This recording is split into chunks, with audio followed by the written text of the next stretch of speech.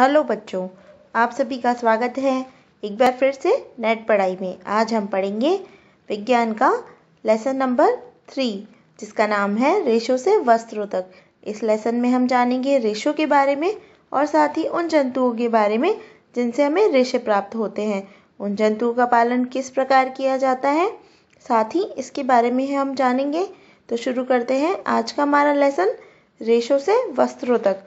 कक्षा 6 में आपने पादपों से प्राप्त होने वाले कुछ रेशों के बारे में पढ़ा था। आपने यह भी पढ़ा था ऊन और रेशम के रेशे जंतुओं से प्राप्त होते हैं। जंतुओं से प्राप्त किए जाने वाले रेशों को जांतव रेशे कहते हैं। ऊन के रेशे भेड़ अथवा याक के बालों से प्राप्त किए जाते हैं। रेशम के फाइबर रेशम कीट के कोकून से प्राप्त होते हैं। क्या आप जानते हैं कि भेड़ के शरीर के किस भाग से फाइबर मिलते हैं? क्या आप जानते हैं कि इन रेशों को ऊन में कैसे परिवर्तित किया जाता है, जिन्हें हम स्वेटर बुनने के लिए बाजार से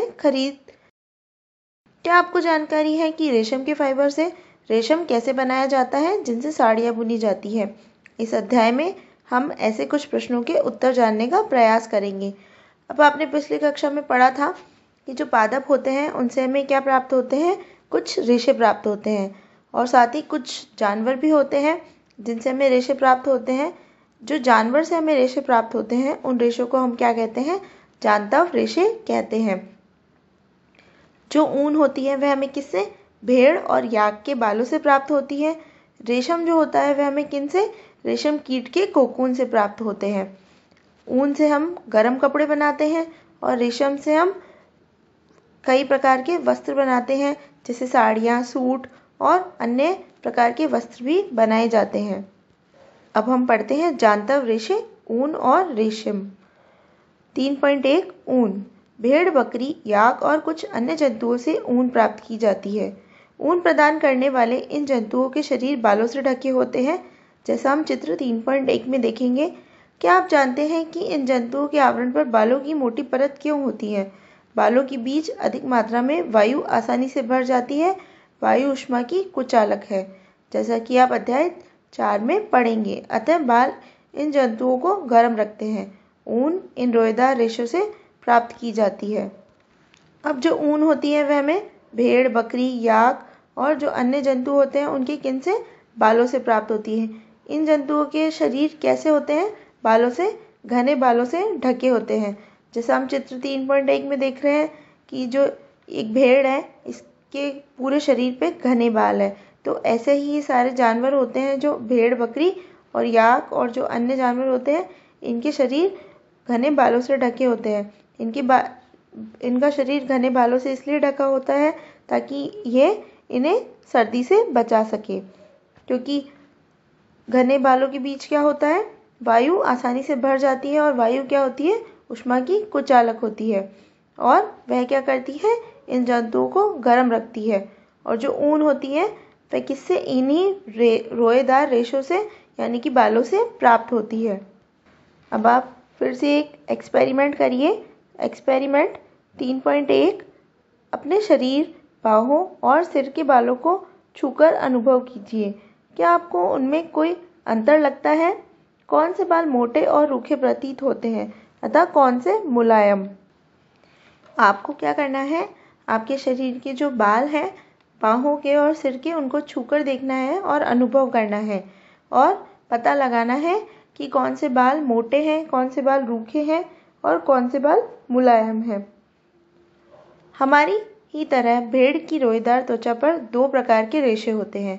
पहला दाढ़ी के रूखे बाल और दूसरा त्वचा के निकट अवस्थित तंतु रूपी मुलायम बाल। तंतु रूपी बाल ऊन बनाने के लिए रेशे प्रदान करते हैं।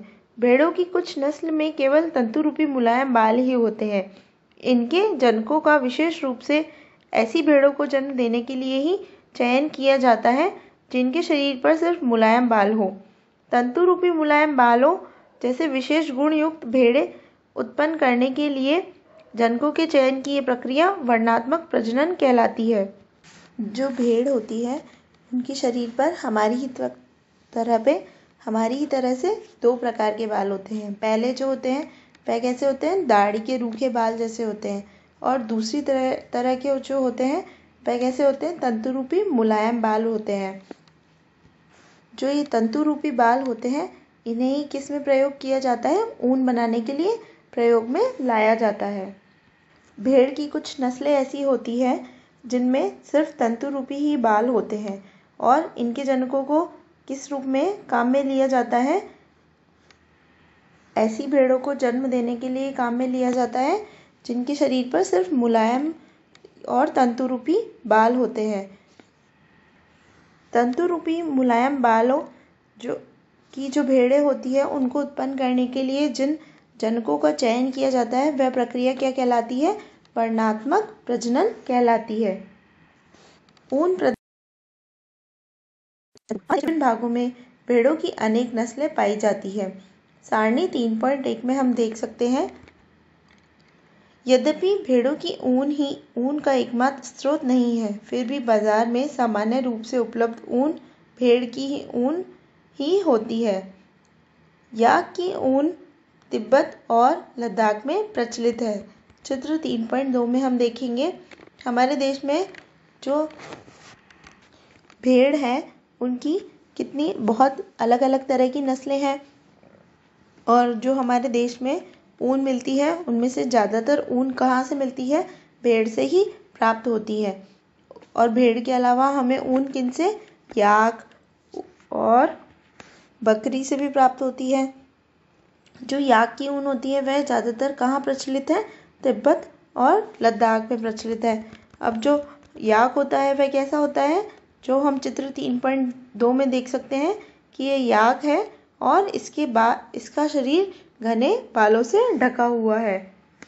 बकरी के बालों से भी ऊन प्राप्त की जाती है।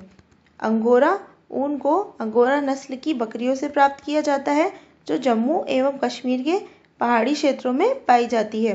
चित्र 3.3 और 3.4 में हम देख सकते हैं, कश्मीरी बकरी की त्वचा के निकट मुलायम बाल होते हैं। इनसे बेहतरीन शॉलें बनाई जाती हैं, जिन्हें पश्मीना शॉल कहते हैं।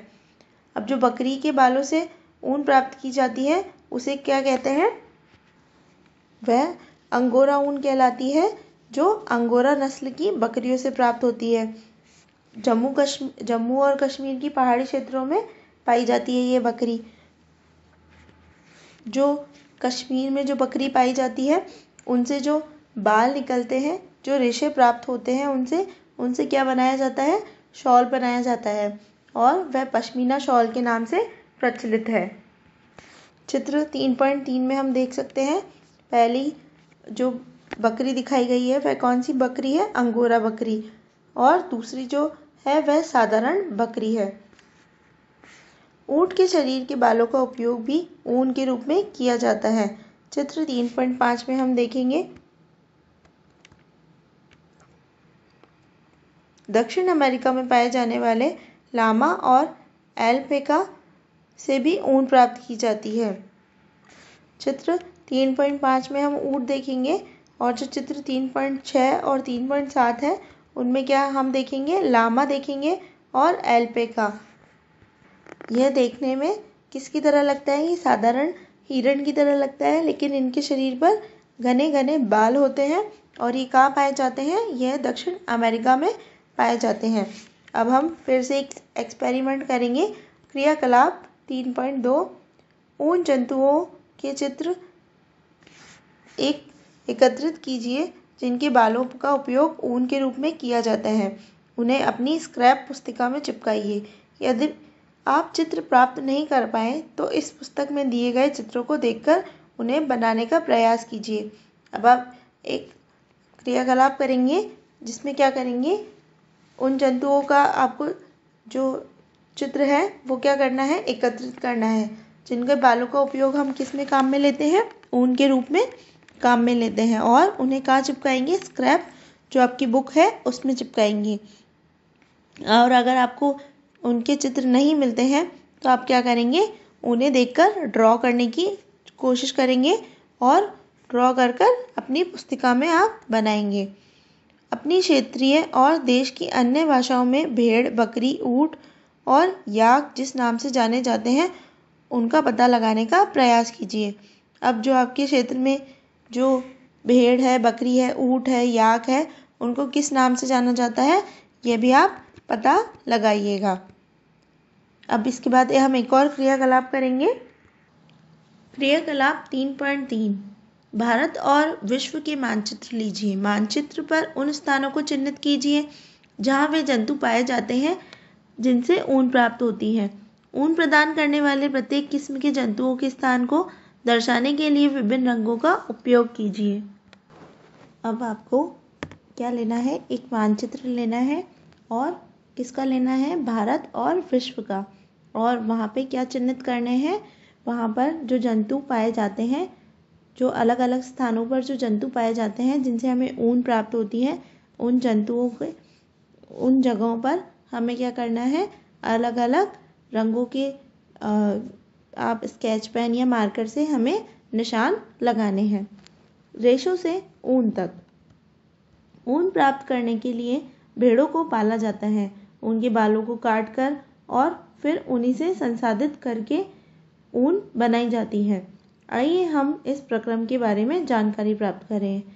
ऊन जो होती है हमें किससे प्राप्त होती है, भेड़ों से प्राप्त होती है। उसके लिए क्या किया जाता है, भेड़ों को पाला जाता है और उनके जो बाल होते हैं उनको काट कर और उनसे ही ऊन बनाई जाती है। तो ये जो ऊन बनाने का प्रक्रम होता है, जो प्रक्रिया होती है, इसके बारे में हम जानकारी प्राप्त करते हैं। भेड़ पालन और प्रजनन। यद्यपि आप जम्मू और कश्मीर, हिमाचल प्रदेश, उत्तराखंड, अरुणाचल प्रदेश और सिक्किम की पहाड़ी क्षेत्रों अथवा हरियाणा, पंजाब, राजस्थान और गुजरात के मैदानों की यात्रा करें तो आप गड़ियरों को भेड़ों के झुंड को चराने के लिए ले जाते हुए देख सकते हैं। भेड़ शाकाहारी होती है और वह घास और पत्तियां पसंद करती है। भेड़ पालक उन्हें हरे चारे के अतिरिक्त दालें, मक्का, ज्वार, खली और खनिज भी खिलाते हैं। सर्दियों में भेड़ों को घर के अंदर रखा जाता है और उन्हें पत्तियां, अनाज और सूखा चारा खिलाया जाता है। हमारे देश के अनेक भागों में भेड़ों को ऊन के लिए पाला जाता है। सारणी 3.1 में भेड़ों की कुछ नस्लों के नाम दिए गए हैं जिन्हें हमारे देश में ऊन उत्पादन के लिए पाला जाता है। सारणी 3.1 में उनमें प्राप्त होने वाली ऊन की गुणवत्ता और गठन को भी दिखाया गया है। अब आपने जम्मू कश्मीर, हिमाचल प्रदेश, उत्तराखंड, अरुणाचल प्रदेश, सिक्किम की जो पहाड़ी क्षेत्र है, हरियाणा, पंजाब, राजस्थान और गुजरात के जो मैदान क्षेत्र की अगर आपने यात्रा करी होगी तो आपने गड़रिये जो क्या करते हैं, भेड़ों के झुंड को चराने का काम करते हैं, वे भेड़ों को पालते हैं, तो उनको ले जाते हुए देखा होगा। भेड़ क्या होती है, शाकाहारी होती है और वह क्या खाती है, घास और पत्तियां खाती है। जो भेड़ का पालन करने वाले होते हैं वह उन्हें हरे चारे के अलावा क्या क्या खिलाते हैं, दाल, मक्का, ज्वार, खली और जो खनिज होते हैं वे खिलाते हैं। सर्दियों में भेड़ों को कहाँ रखा जाता है, घरों के अंदर, और उन्हें पत्तियां, अनाज और सूखा चारा खिलाया जाता है। जो हमारा देश है वहाँ पे भेड़ों को किस लिए पाला जाता है, ऊन के लिए पाला जाता है। सारणी 3.1 में हम देखेंगे कि जो अलग अलग हमारे देश में जो भेड़ पाई जाती है और जो हमारे देश में जो भेड़ों की नस्ल है और उनसे हमें किस प्रकार की ऊन प्राप्त होती है, वह सब हम सारणी 3.1 में देखेंगे। भेड़ की कुछ नस्लों की शरीर पर बालों की घनी परत होती है जिससे बड़ी मात्रा में अच्छी गुणवत्ता की ऊन प्राप्त होती है। जैसा कि पहले बताया गया है, इन भेड़ों को वर्णात्मक प्रजनन द्वारा उत्पन्न किया जाता है, जिनमें से एक जनक किसी अच्छी नस्ल की भेड़ होती है। जब पाली गई भेड़ के शरीर पर बालों की घनी वृद्धि हो जाती है तो ऊन प्राप्त करने के लिए उसके बालों को काट लिया जाता है। जो भेड़ों की कुछ नस्लें होती हैं उनके शरीर पर क्या होते हैं, बालों की घनी परत होती है और इससे हमें क्या प्राप्त होती है, इससे अच्छी गुणवत्ता की ऊन प्राप्त होती है। और जो ये भेड़ होती है और तो इनके जो प्रजनन की प्रक्रिया होती है वह क्या कहलाती है, जिसमें एक अच्छी भेड़ चुनी जाती है वह वर्णात्मक प्रजनन कहलाती है। इसमें एक भेड़ ऐसी होती है जिसकी नस्ल अच्छी होती है, जिसका जनक अच्छी भेड़ की होता है। जब पाली गई भेड़ के शरीर पर बाल जो होते हैं वह घने हो जाते हैं तो क्या किया जाता है, उनके बालों को काट लिया जाता है। रेशों को ऊन में संसाधित करना। स्वेटर बुनने अथवा शॉल बनाने के लिए उपयोग की जाने वाली ऊन एक लंबी प्रक्रिया द्वारा प्राप्त उत्पाद होती है, जिसमें निम्नलिखित चरण सम्मिलित हैं। चरण 1, भेड़ के बालों को त्वचा की पतली परत के साथ शरीर से उतार लिया जाता है। चित्र 3.8a में हम देखेंगे। यह प्रक्रिया ऊन की कटाई कहलाती है। भेड़ के बालों को उतारने के लिए उसी प्रकार की मशीन का उपयोग किया जाता है जैसे नाई द्वारा बालों को काटने के लिए प्रयुक्त की जाती है। सामान्यतः बालों को गर्मी के मौसम में काटा जाता है ताकि भेड़ बालों की सुरक्षात्मक आवरण के न रहने पर भी जीवित रह सके। बाल ऊनी रेशे प्रदान करते हैं। इन्हीं ऊनी रेशों को ऊन में परिवर्तित करने के इन्हीं ऊनी रेशों को संसाधित कर ऊन का धागा बनाया जाता है। ऊन उतारने के दौरान भेड़ को कोई विशेष कष्ट नहीं होता है, जैसा कि आपको बाल काटने अथवा आपके पिताजी को दाढ़ी बनाने में नहीं होता। क्या आप जानते हैं ऐसा क्यों होता है? त्वचा की सबसे ऊपरी वाली परत अधिकांशतः मृत कोशिकाओं से बनी होती है। साथ ही भेड़ के बाल फिर से उग जाते हैं जैसा कि आपके उग जाते हैं। अब हम सारणी 3.1 देखते हैं। पहले भेड़ों की कुछ भारतीय नस्लें। नस्ल का नाम लोही, और उनसे जो ऊन प्राप्त होती है वह कैसी ऊन होती है? अच्छी गुणवत्ता की ऊन होती है। और इस नस्ल की भेड़ कहाँ पाई जाती है? कौन से प्रांत में, कौन से राज्य में पाई जाती है? राजस्थान और पंजाब में। इसके पश्चात है रामपुर बुशियार। इस भेड़ से जो हमें ऊन प्राप्त होती है वह कैसी होती है? उसकी गुणवत्ता वह भूरी ऊन होती है। और ये कहाँ पाई जाती है? उत्तर प्रदेश और हिमाचल प्रदेश में पाई जाती है। इसके पश्चात है तीसरी जो नस्ल है वह कौन सी होती है? नाली। और उससे जो ऊन प्राप्त होती है वह किस में प्राप्त की कैसी होती है? गलीचे की ऊन होती है। उससे क्या बनाए जाते हैं? गलीचे बनाए जाते हैं। और वह ये जो नस्ल होती है यह ज़्यादातर कहाँ पाई जाती है? राजस्थान, हरियाणा और पंजाब में। इसके पश्चात चौथी जो नस्ल है वह कौन सी है? बाखरवाल। बाखरवाल से क्या होता है? बाखरवाल की जो ऊन होती है वह कैसी गुणवत्ता की होती है? उनसे क्या बनाया जाता है? ऊनी शॉल बनाए जाते हैं। और ये ज़्यादातर जम्मू और कश्मीर में पाई जाती है। इसके पश्चात है मारवाड़ी, और इनसे हमें जो ऊन की गुणवत्ता प्राप्त होती है वह कैसी होती है? मोटी और रुक्ष ऊन होती है। और ये कहाँ पाई जाती है? गुजरात में यह नस्ल पाई जाती है। और सबसे आखिरी में है पाटनवाड़ी, और ये किस में काम में ली जाती है? होजरी के लिए काम में ली जाती है। और ये कहाँ प्राप्त होती है? ये नस्ल गुजरात में ही प्राप्त होती है। अब जो रेशों को ऊन में कैसे परिवर्तित किया जाता है हम ये प्रक्रिया जानते हैं। स्वेटर बुनने और शॉल बनाने के लिए उपयोग में ली जाने वाली ऊन को कैसे बनाया जाता है?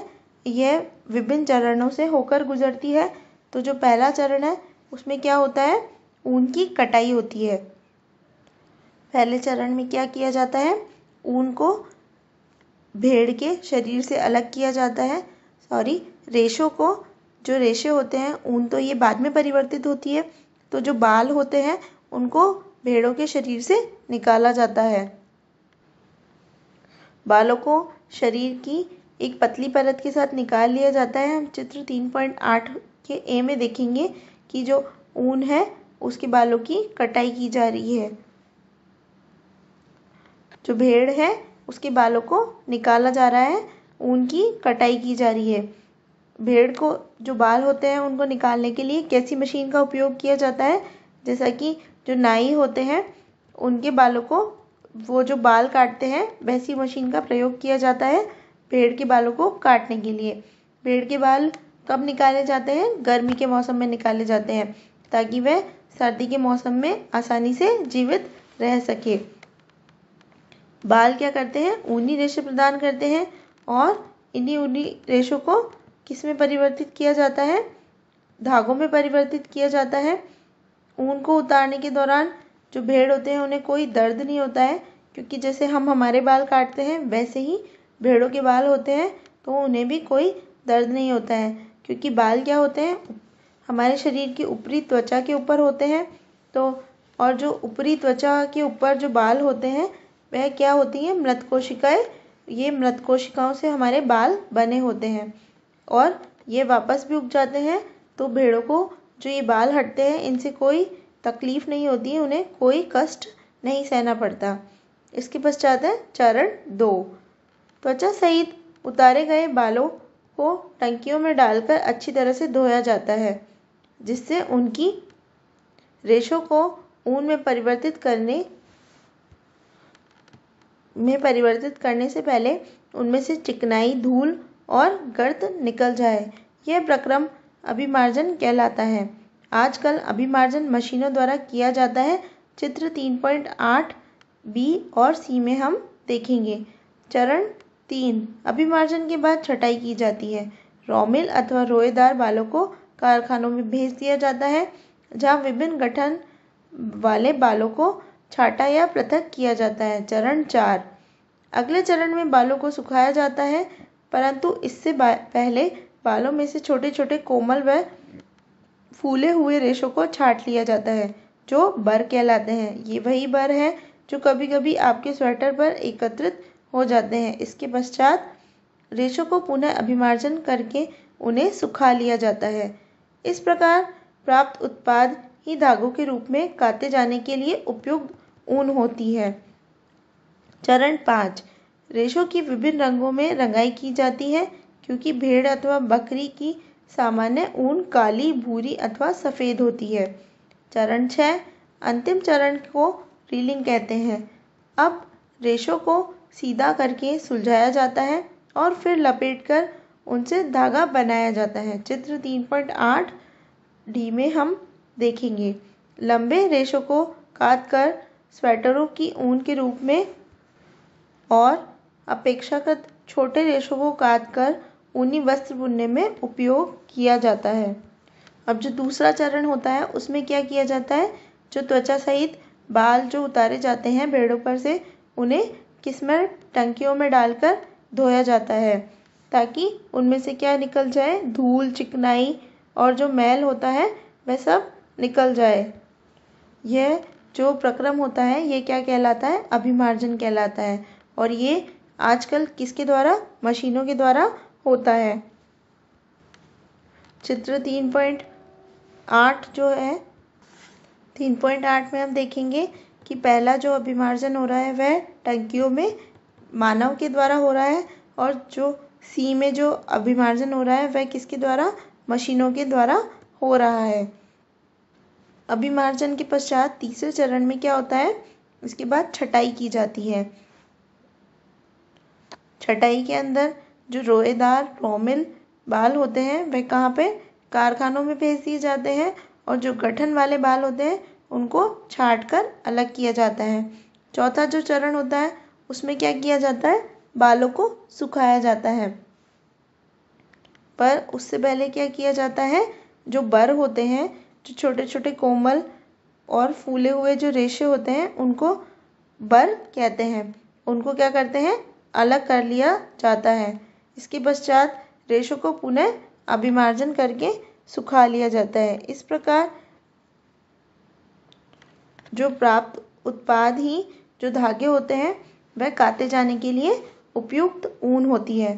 पांचवा चरण जो होता है उसमें क्या किया जाता है, रेशों की रंगाई की जाती है, क्योंकि जो भेड़ होती है और जो बकरियां होती हैं उनके जो सारे जानवर होते हैं उनके बाल कैसे होते हैं, या तो काले, भूरे अथवा सफ़ेद होते हैं। तो पांचवें चरण में क्या होता है, जो रेशे होते हैं उनकी रंगाई की जाती है। और आखिरी जो चरण होता है छठा, उसमें क्या की जाती है, उस चरण में रीलिंग की जाती है। उस चरण को क्या कहते हैं, रीलिंग कहते हैं। इसमें क्या किया जाता है, रेशों को सीधा करके सुलझाया जाता है और फिर लपेट कर क्या किया जाता है, धागा बनाया जाता है। हम चित्र 3.8 के डी में देख सकते हैं कि जो लंबे रेशे होते हैं उन्हें एक मशीनों के द्वारा लपेटा जाता है और फिर इनसे क्या किया जाता है, स्वेटर बुनने के लिए इनका उपयोग किया जाता है। तो ये जो पूरा प्रक्रम होता है जिसमें रेशों को ऊन में परिवर्तित किया जाता है, इसको हम अलग अलग नामों से हम जान सकते हैं। जो पहला है ऊन की कटाई, दूसरा अभिमार्जन, तीसरा छटाई, चौथा बर की छटाई, पांचवा रंगाई और छठा और आखिरी है रीलिंग। तो ऐसे हम इस प्रक्रिया को अलग अलग नाम दे सकते हैं। व्यावसायिक संकट।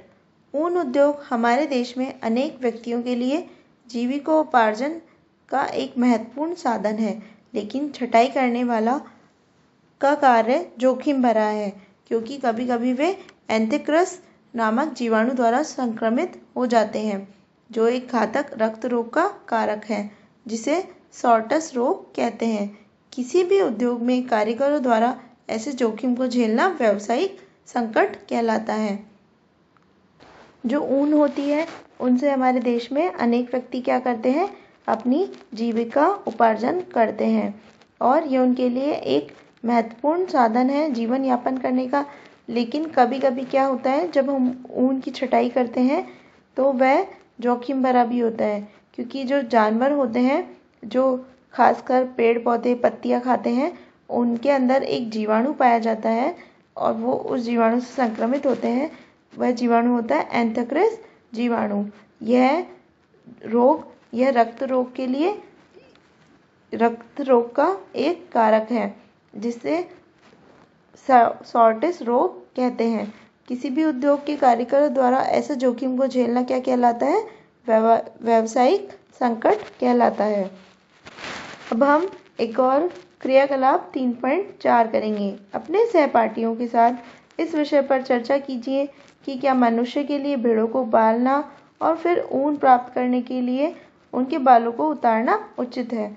अब आप इस विषय पर चर्चा करिए कि जो हम भेड़ों को पालते हैं, फिर उनके शरीर से ऊन जो प्राप्त करते हैं और बालों को उतारते हैं, ये सब क्या एक उचित प्रक्रम है। तो इस पर आप चर्चा कीजिए। आगे हम पढ़ते हैं 3.2 रेशम। रेशम के रेशे भी जांतव रेशे होते हैं। रेशम के कीट रेशम के फाइबरों को बनाते हैं। रेशम प्राप्त करने के लिए रेशम के कीटों का पालन रेशम कीट पालन कहलाता है। अपनी माताजी, चाची जी, दादी माँ से विभिन्न प्रकार के रेशम तथा रेशमी साड़ियों के बारे में जानकारी प्राप्त कीजिए। विभिन्न प्रकार के रेशम को सूचीबद्ध कीजिए। इससे पहले कि हम रेशम प्राप्त करने के प्रक्रम पर चर्चा करें, रेशम के कीट के जीवन चक्र के बारे में जानना आवश्यक है। रेशम के रेशे हम जो होते हैं वह भी क्या होते हैं, जांतव रेशे होते हैं, और ये किससे मिलते हैं, रेशम के कीट से, उनके फाइबरों से बनते हैं। रेशम प्राप्त करने के लिए रेशम कीटों को पालना रेशम कीट पालन कहते हैं और उसे सेरीकल्चर भी कहते हैं। आपकी जो माता जी, दादी जी और इन सब के पास में विभिन्न रेशम की साड़ियाँ होगी, उनसे इस बारे में जानकारी प्राप्त करिएगा। और जो अब हम रेशम जो प्राप्त करने की प्रक्रिया है, उसके पहले हम रेशम कीट का जो जीवन चक्र होता है उसके बारे में हम जानकारी प्राप्त करते हैं। रेशम कीट का जीवन चक्र। मादा रेशम कीट अंडे देती है जिनसे लार्वा निकलते हैं, जो कैटरपिलर, इल्ली या रेशम कीट कहलाते हैं।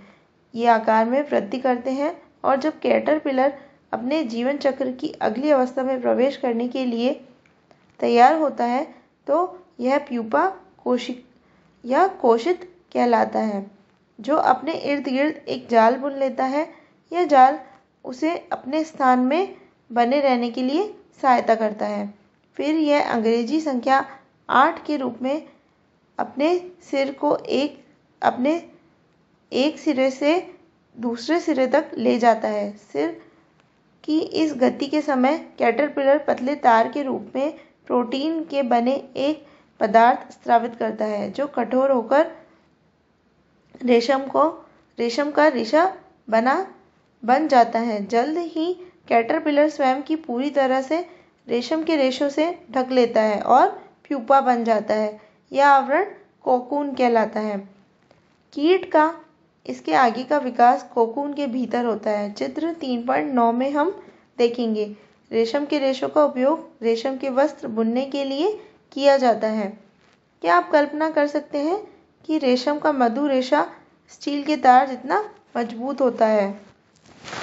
जो रेशम कीट का जो जीवन चक्र होता है उसमें सबसे पहले क्या होता है, मादा रेशम कीट जो होती है वह क्या करती है, अंडे देती है, जिनसे क्या निकलते हैं, लार्वा निकलते हैं और उन्हें कैटरपिलर, इल्ली या रेशम कीट कहते हैं। जब ये आकार में वृद्धि करते हैं तो ये अपने जीवन चक्र की अगली अवस्था में पहुंचते हैं और उन्हें क्या कहते हैं, प्यूपा या कोशित कहते हैं। अब ये इस अवस्था में क्या करते हैं, अपने चारों तरफ एक जाल बुनते हैं। ये जाल क्या करता है, उन्हें अपने स्थान पर बने रहने की सहायता प्रदान करता है। यह अंग्रेजी की जो संख्या 8 होती है उसको उसके समान सिर को एक सिरे से दूसरे सिरे तक ले जाता है। सिर की जो ये स्थिति होती है ये क्या करती है, इस गति के समय कैटरपिलर पतले के तार के रूप में प्रोटीन से बना एक पदार्थ क्या करता है, अपने शरीर से निकालता है, जो कठोर होकर सूख जाता है और फिर वह किस में परिवर्तित हो जाता है, रेशम के रेशे में परिवर्तित हो जाता है। अब इसके पश्चात क्या होता है, जो कैटरपिलर होता है वह स्वयं को इस रेशम के रेशों से ढक लेता है और क्या बन जाता है, प्यूपा बन जाता है। और ये जो आवरण होता है यह क्या कहलाता है, जिस आवरण से ये कैटरपिलर ढका होता है, कोकून कहलाता है। अब जो ये कैटरपिलर होता है इसके आगे का विकास कहाँ होता है, इस कोकून के भीतर ही होता है। जो ये रेशम का रेशा होता है ये किस काम में लिया जाता है, वस्त्र बनाने के काम में लिया जाता है।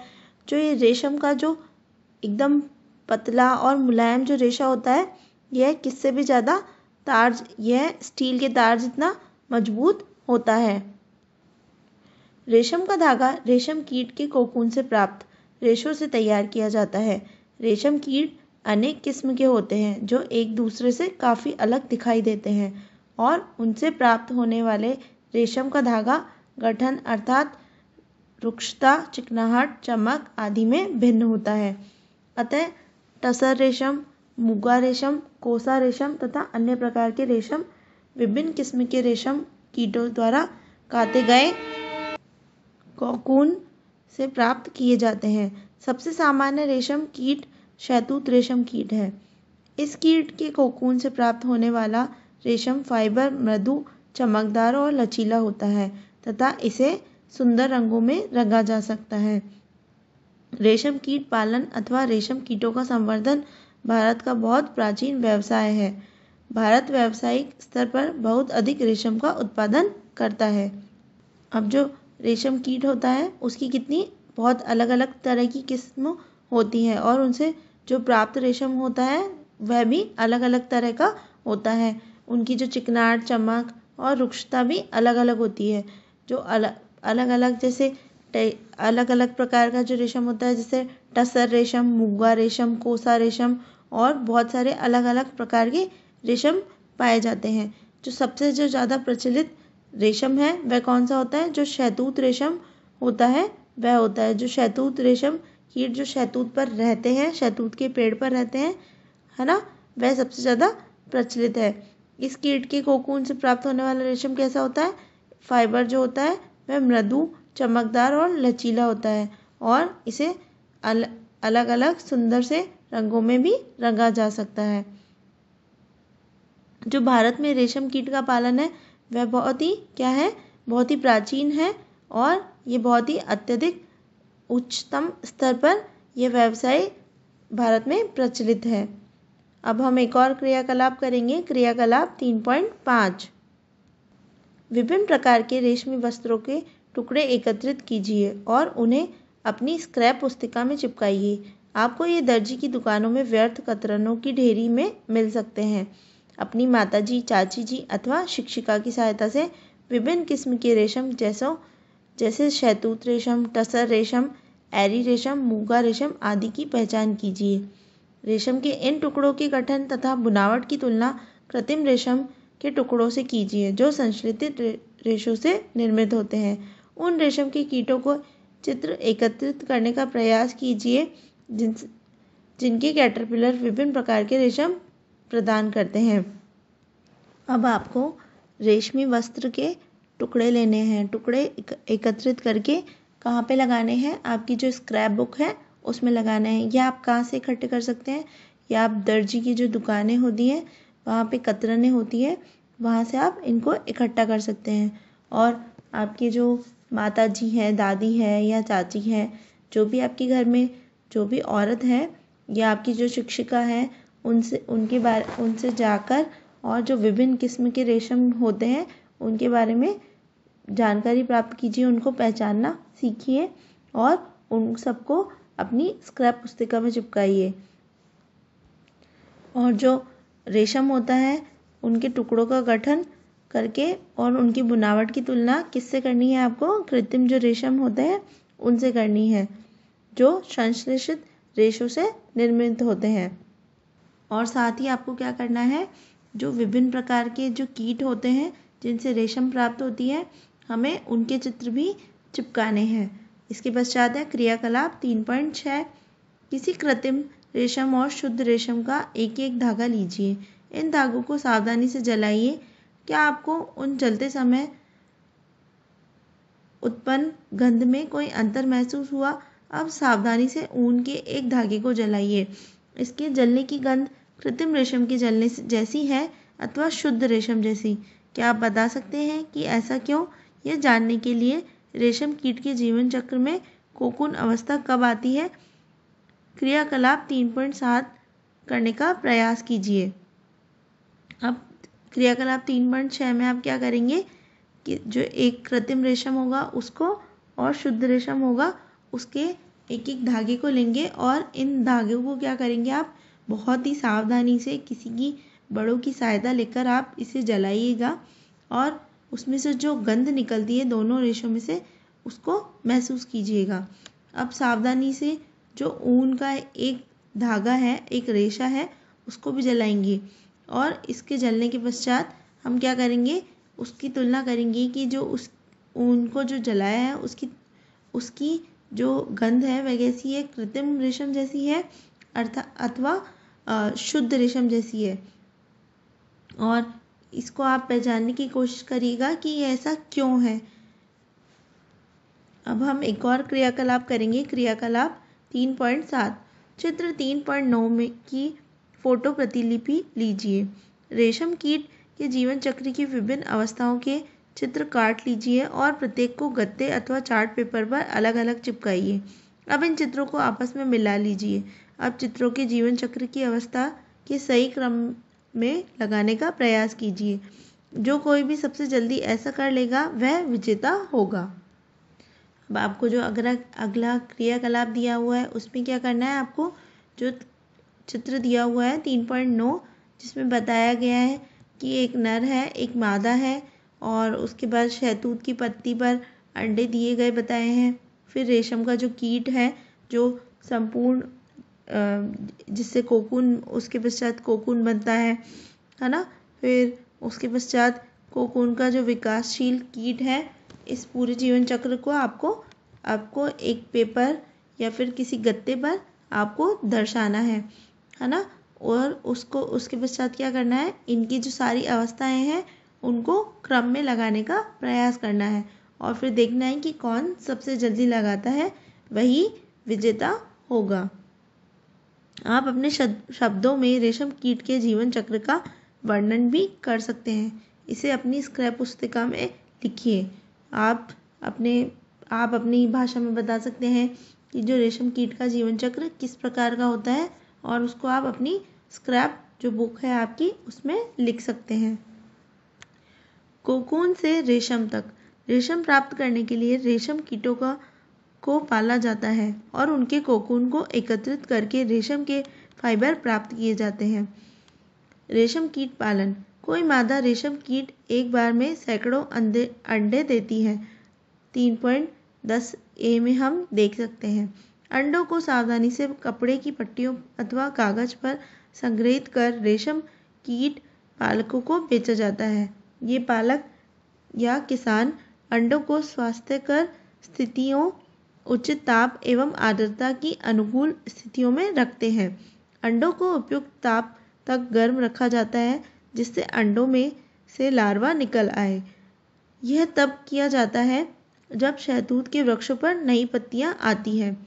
चित्र 3.10 बी में हम देखेंगे लार्वा जो कैटरपिलर अथवा रेशम कीट कहलाते हैं दिन रात खाते रहते हैं और आमाप में काफ़ी बड़े हो जाते हैं। चित्र 3.10 के सी में हम देखेंगे लार्वा को शहतूत की ताज़ी कटी पत्तियों के साथ बांस की स्वच्छ ट्रे में रखा जाता है। 25 से 30 दिन के बाद कैटरपिलर खाना बंद कर देते हैं और कोकून बनने के लिए बांस के बने छोटे छोटे कक्षों में चले जाते हैं। चित्र 3.10 में हम देखेंगे इसके लिए ट्रे में छोटी रैक या टहनियाँ रख दी जाती हैं जिनसे कोकून जुड़ जाते हैं। कैटरपिलर अथवा रेशम कीट कोकून बनाते हैं जिसके भीतर प्यूपा विकसित होता है। अब जो रेशम को प्राप्त करने के लिए किसको पाला जाता है? रेशम कीट को पाला जाता है और क्या किया जाता है? कोकून को एकत्रित किया जाता है और उनसे रेशम का जो फाइबर होता है उसको अलग किया जाता है। रेशम कीट को कैसे पाला जाता है? कोई मादा रेशम कीट एक बार में कितने अंडे देती है? सैकड़ों से भी ज़्यादा अंडे देती है और उन्हें क्या किया जाता है? सावधानी से किसी कपड़े पर या किसी कागज़ पर संग्रहित करके जो रेशम कीट के जो पालक होते हैं उन्हें बेच दिया जाता है। इसके पश्चात वे क्या करते हैं? वे इन अंडों को स्वास्थ्य स्थिति में रखकर, उचित ताप में रखकर और उचित आर्द्रता में रखकर जो उनके लिए अनुकूल परिस्थितियाँ होती हैं उनमें रखकर और उनका संचय करते हैं ताकि उनमें से क्या हो? उनमें से लार्वा निकल जाए। यह तब किया जाता है जब जो शहतूत का जो पेड़ होता है उनमें नई पत्तियाँ आ जाए। जो लार्वा होते हैं वे क्या करते हैं? वे दिन रात खाते रहते हैं और बहुत बड़े होते रहते हैं। काफ़ी बड़े मात्रा में वह अपना विकास करते हैं। लार्वा जो होते हैं उनको क्या होता है? उनको कहाँ रखा जाता है? शहतूत की ताज़ी पत्तियों के साथ बांस की एक ट्रे में रखा जाता है और वह 25 से 30 दिन तक 25 से 30 दिन के बाद खाना बंद कर देते हैं और कोकून बनने के लिए वे कहाँ चले जाते हैं? बांस के जो बने छोटे छोटे कक्षों में चले जाते हैं और कैटरपिलर और रेशम कीट क्या बन जाते हैं? कोकून बन जाते हैं और इसके भीतर क्या विकसित होता है? प्यूपा विकसित होता है। रेशम का संसाधन। रेशम फाइबर प्राप्त करने के लिए कोकून की बड़ी ढेरी का उपयोग किया जाता है। वयस्क कीट में विकसित होने से पहले ही कोकूनों को धूप में रखा जाता है अथवा पानी में उबाला जाता है या भाप में रखा जाता है। इस प्रक्रम में रेशम के फाइबर पृथक हो जाते हैं। रेशम के रूप में उपयोग के लिए कोकून में से रेशे निकालने के पश्चात उनसे धागे बनाने की प्रक्रिया रेशम की रीलिंग कहलाती है। रीलिंग विशेष मशीनों में की जाती है जो कोकून में से फाइबर या रेशों को निकालती है। फिर रेशम के फाइबरों की कताई की जाती है जिससे रेशम के धागे प्राप्त हो जाते हैं। बुनकरों द्वारा रेशम के इन्हीं धागों से वस्त्र बुने जाते हैं। अब जो रेशम होता है उससे फाइबर, जो रेशम के कीट होते हैं उन्हें क्या किया जाता है? जो कोकून बनते हैं उनको ढेर के जो उनका जो ढेर होता है उनको गर्म पानी में या फिर धूप में उबाला जाता है और उनसे जो कोकून, जो वयस्क जो कीट होते हैं उनसे क्या किया जाता है? रेशम का जो फाइबर होता है उसको अलग किया जाता है और ये फाइबर अलग करने के पश्चात क्या किया जाता है? उन्हें धागे बनाने की प्रक्रिया में, जिसको रीलिंग कहते हैं, उसमें परिवर्तित किया जाता है। रीलिंग किसके द्वारा होती है? मशीनों के द्वारा होती है जो कोकून में से फाइबर या रेशे निकालती है। फिर रेशम के फाइबरों की क्या की जाती है? कताई की जाती है और उनसे रेशम के धागे प्राप्त होते हैं और फिर जो बुनकर होते हैं, जो रेशम का कपड़ा बनाने वाले होते हैं, वह क्या करते हैं? उन धागों से वस्त्र को बनाते हैं। रेशम की खोज। रेशम की खोज का यथार्थ समय संभवतः अज्ञात है। एक प्राचीन चीनी किंवदंती के अनुसार सम्राट हुआंग टी ने साम्राज्ञी सी लुंगची से अपने बगीचे में उगने वाले शहतूत के वृक्षों की पत्तियों के क्षतिग्रस्त होने के कारण पता लगाने के लिए कहा था। साम्राज्ञी ने पाया कि सफ़ेद कृमि शहतूत की पत्तियों को खा रहे थे। उन्होंने यह भी देखा कि कृमि अपने इर्द गिर्द चमकदार कोकून बुन लेते थे। संयोग से एक कोकून उनके चाय के प्याले में गिर गया और कोकून में से नाजुक धागों का गुच्छा पृथक हो गया। रेशम उद्योग चीन में आरंभ हुआ और सैकड़ों वर्षों तक इसे कड़ी पहरेदारी में गुप्त रखा गया। बाद में यात्रियों और व्यापारियों ने रेशम को अन्य देशों में प्रचलित किया। जिस मार्ग से उन्होंने यात्रा की थी उसे आज भी सिल्क रूट कहते हैं। जो रेशम की खोज है वह ऐसा कहा जाता है कि चीन में हुई थी। चीन में एक सम्राट थे जिनका नाम हुआंग टी था और उन्होंने उनके जो बगीचा था उसमें शहतूत के वृक्ष की जो पत्तियां थी वह क्षतिग्रस्त होने का कारण पता लगाने के लिए अपनी जो साम्राज्ञी थी शी लुंगची उनसे कहा था। तो उन्होंने देखा कि जो पत्तियां थी वह सफ़ेद जो कृमि थे वह खा रहे थे और साथ में उन्होंने यह भी देखा कि जो कृमि के आसपास चमकदार कोकून वह अपने आसपास क्या कर रहे थे, चमकदार कोकून बुन रहे थे। और क्या हुआ कि जो कोकून थे वह उनके चाय का जो प्याला था उसमें आके गिर गए और उससे क्या हुआ कि जो उनके इर्द गिर्द जो कोकून के जो नाजुक धागे थे वह गुच्छा उनसे अलग हो गया। इस प्रकार से रेशम उद्योग का चीन में आरंभ हुआ और सैकड़ों वर्ष तक क्या हुआ वह उद्योग वहीं पर ही था। वह वहाँ पे कड़ी पहरेदारी में ही उसको गुप्त रखा गया। लेकिन बाद में क्या हुआ, जो यात्री और व्यापारी थे उन्होंने उसका पता लगाया और ये ऐसे दूसरे देशों में प्रचलित हो गया। जिस मार्ग से उन्होंने यात्रा की थी उन व्यापारियों ने और यात्री ने उसे आज भी क्या कहा जाता है, सिल्क रूट कहा जाता है। अब हम करते हैं अभ्यास प्रश्न। प्रश्न 1, संभवतः आपने नर्सरी कक्षा में निम्नलिखित पंक्तियां पढ़ी होंगी। क, baa baa black sheep, have you any wool? ख, Mary had had a little lamb whose face was white as snow। ऊपर लिखी पंक्तियों के आधार पर यह बताइए कि पहला, ब्लैक शिप काली भीड़ के किन भागों से ऊन होती है। तो जो शिप होती है उनकी किन भागों से ऊन मिलती है हमें जो उनके मुलायम और महीन बाल होते हैं उनसे हमें ऊन मिलती है। दूसरा है, मेमने के सफ़ेद रोमों का क्या तात्पर्य है। तो मेमने के सफ़ेद रोमों से तात्पर्य है कि जो भेड़ के जो बच्चे होते हैं उनकी ऊन का रंग क्या होता है, सफ़ेद होता है। इसके पश्चात है प्रश्न 2, रेशम कीट अ कैटरपिलर ब लार्वा है, सही विकल्प चुनिए। क केवल ए, ख केवल ब, ग ए और ब दोनों, घ ना ही ए और ना ही ब। अब जो रेशम कीट का जो कैटरपिलर और लार्वा है उनमें से सही विकल्प क्या है, तो जो सही उत्तर है वह है ग, ए और ब। जो रेशम कीट होते हैं वह कैटरपिलर भी होते हैं और क्या लार्वा भी होते हैं। इसके पश्चात है प्रश्न 3, निम्नलिखित में से किससे ऊन प्राप्त नहीं होती। क याक, ख ऊंट, ग बकरी, घ घने बालों वाला कुत्ता। तो अब आप बताइए कि किससे ऊन प्राप्त नहीं होती है। तो जो याक है उससे भी ऊन प्राप्त होती है, ऊंट से भी होती है, बकरी से भी होती है।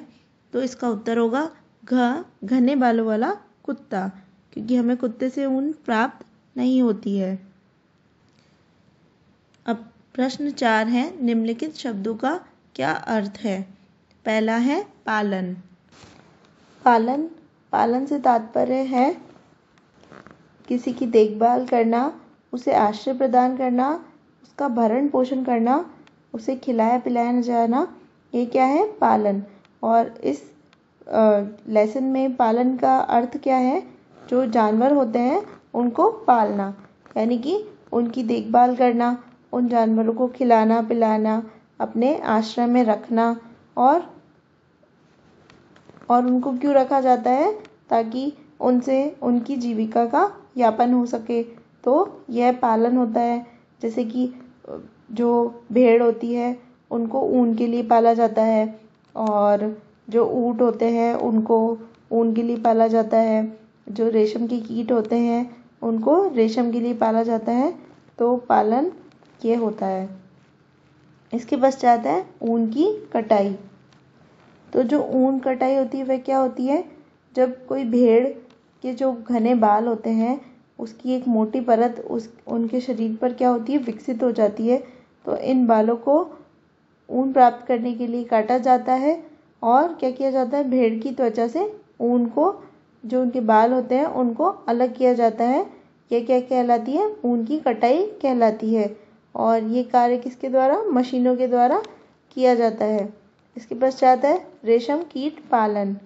रेशम के उत्पादन के लिए रेशम के कीड़ों के प्रजनन और प्रबंधन को रेशम कीट पालन के रूप में जाना जा सकता है। विभिन्न प्रकार के जो रेशम होते हैं वे विभिन्न प्रकार के रेशम के कीड़ों को प्राप्त करते हैं। जो रेशम के जो कीट होते हैं उनको किस लिए? रेशम प्राप्त करने के लिए पाला जाता है। उनको एक उचित तापमान में उनको स्वस्थ रखा जाता है, और उनसे क्या प्राप्त किया जाता है? रेशम प्राप्त किया जाता है। इसके पश्चात है प्रश्न 5। ऊन के संसाधन के विभिन्न चरणों के क्रम में कुछ चरण नीचे दिए गए हैं। शेष चरणों को उनके सही क्रम में लिखिए। पहला है ऊन की कटाई। सबसे पहले क्या की जाती है? ऊन के जो चरण होते हैं जो ऊन बनाने के, उसमें क्या होता है? सबसे पहले ऊन की कटाई की जाती है। उसके बाद क्या किया जाता है? अभिमार्जन। उसके पश्चात क्या किया जाता है? छटाई। उसके पश्चात किया जाता है जो बर होते हैं उनकी छटाई की जाती है। फिर चौथे स्थान पर आता है उनकी रंगाई, और 5वें स्थान पर उनकी रीलिंग की जाती है। तो यह जो 6 चरण है इनसे ऊन बनती है।